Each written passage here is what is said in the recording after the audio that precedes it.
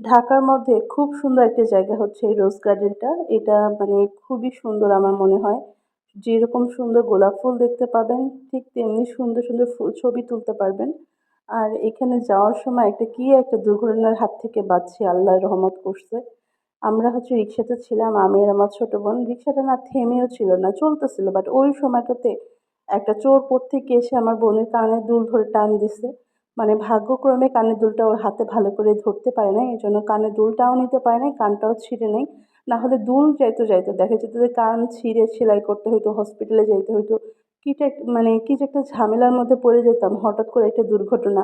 আল্লাহ তাআলা অনেক রহমত করছে আমাদের উপরে, বিপদ থেকে বেঁচে গেছি। তারপর তো রোজ গার্ডেনে আসলাম। আর এই গার্ডেনে আসার পরে দেখলাম যে খুবই রিজনেবল প্রাইসে এটা এন্ট্রি ফি মাত্র ৳৩০ দিয়ে ঢুকতে পারবেন। আর সুন্দর মানে গোলাপের গাছ আছে এখানে। অনেক সুন্দর, সুন্দর গোলাপ ফুল। কি সুন্দর একদম লাল টগবগে গোলাপ ফুল ফুটে আছে। তার মধ্যে একটা সাদা প্রাসাদ রয়েছে।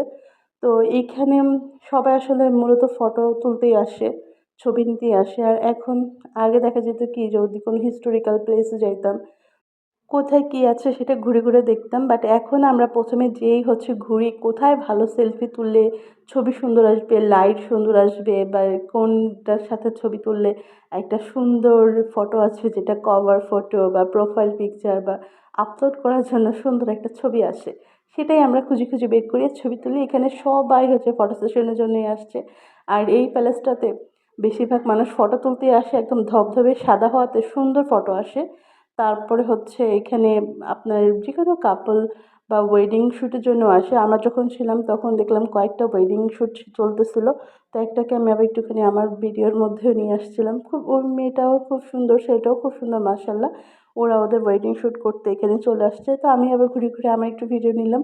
তো এখানে একটা পানি ফোয়ারা ছিল, এই ফোয়ারাটাও সুন্দর ছিল। সাথে একটা পুকুর ছিল। এখানে আসলে দেখার মতো একটা পুকুর আর পানির ফোয়ারা, এই যে একটা প্যালেস এটাই। আর ওরকম কিছু নেই। আর এটার পিছন দিয়ে হচ্ছে রেলগাড়ি যায়। এটাও বেশ ভালোই লাগে। এই তো ওরা ওয়েডিং শ্যুটের জন্য আসছে, ওরা শ্যুট করতেছিল। সবাই মানে ওদেরকে একটু ছাড় দিছে আসলে। আর এটা বেশ অনেক মানুষই আসে। একদমই মানে ছোট জায়গা। এই একটা প্যালেসই শুধু, আর কিছু এরকম নাই। তবে ছবি অনেক ভালো আসে বলা যায়। তবে যারা টিকটক, ইউটিউবে ভিডিও দেখে আসবেন রোজ গার্ডেন প্যালেসটা এত সুন্দর, এত নিরিবিলি, আসলে একদমই সেরকম না। আপনারা বাস্তবে দেখবেন যে এটা রিয়েল লাইফ আর রিয়েল লাইফ সম্পূর্ণ ডিফারেন্ট। মানুষে কিলবিল করতেছে এরকম একটা জায়গা। আর এই তো ভিতরে ঢুকে আসলাম। এখানে খাট পালং ছিল। এখানে একটা যে রাজা ছিলেন তার রুম, তারপর তার ওয়াইফের রুম, চেয়ার টেবিল এগুলো। আসলে আমাদের বাংলাদেশের রাজাদের এই খাট পালং, লাইট, চেয়ার এগুলাই ছাড়া আর ওরকম কিছুই আমি খুঁজে পাই না তাদের রাজবাড়িতে গেলে। তো এখানেও সেম, এই সিঁড়িটা কিন্তু অবশ্য সুন্দর ছিল। ভিতরে ঢুকতে দেয় না। ঢুকতে গেলে কিন্তু এখানে মানুষে ছবি তুলতে একদম হুমড়ি খায়া। আর এই তো প্যালেসটার সামনে বসেছিলাম বাইরে। মানে এই ছেলেটা খুব সুন্দর ফটো তুলতেছিল আর খুব ভালো গাইড করতেছিল ওর আন্টিদেরকে। তো ওকে ওই জন্য একটু ভিডিওতে রাখলাম। আর এটা পাশ দিয়ে ট্রেনটা যায় কমলাপুর স্টেশনের একদম সাথেই। এটা বলে পুরান ঢাকার মধ্যে অবস্থিত। একদম ইজিলি আসা যায় এটাতে। সব দিক দিয়ে ভালোই লাগে আমার কাছে, খারাপ না ওইরকম। মানে ৳৩০ অনুযায়ী বেশ ভালোই। সুন্দর এখানে কয়েকটা ছবি তুলবেন, একটু বসলেন নিরিবিলি পুকুর পাড়টায়। গরমকালে বেশি ভালো হবে। গরমকালে পুকুরের পাড়টা একটু বসলেন আরাম করে, এই আরকি। আর শীতকালে তো এরকম সুন্দর করে একটু ছবি-টবি তুললেন, এই পর্যন্তই। তো আজকের মতো এই রোজ গার্ডেন প্যালেসে আমি এতটুকুই ছিলাম। তারপরে হচ্ছে বের হয়ে গেলাম। আর বের হয়ে হচ্ছে বাসায় রান্নাবান্না করতে ইচ্ছা করতেছিল না। কারণ এটার ঘুরে টুরে এমনিতে তো ঠান্ডা বাইরে, তার মধ্যে ঠান্ডার মধ্যেই ঘুরতে আসছি। ঘুরলাম, ঘুরে বাসায় যেয়ে আর কিছু মানে রান্না করে খাওয়ার মতো এনার্জি ছিল না। তাই বাইরে থেকে আমার হাসব্যান্ড হচ্ছে খাবার নিয়ে এসেছিল ফুড প্যালেস থেকে। তো এখানে হচ্ছে খাবারগুলো সার্ভ করে নিলাম। এটা হচ্ছে তেহারি আনছিল, বিফ তেহারি।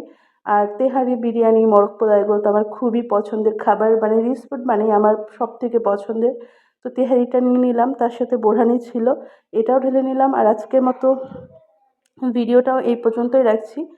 সবাই ভালো থাকবেন, সুস্থ থাকবেন। আবার কথা হবে নেক্সট ভিডিওতে। আর যারা আজকে ১ম আমার ভিডিওটা দেখলেন, তারা কিন্তু অবশ্যই আমার পেজে একটা ফলো দিয়ে দিবেন আর কমেন্ট করে জানাবেন আমার ভিডিওটা আপনাদের কাছে কেমন লাগে।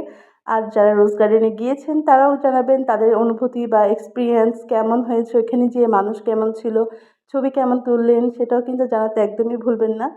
এই তো আজকের মতো এই পর্যন্তই।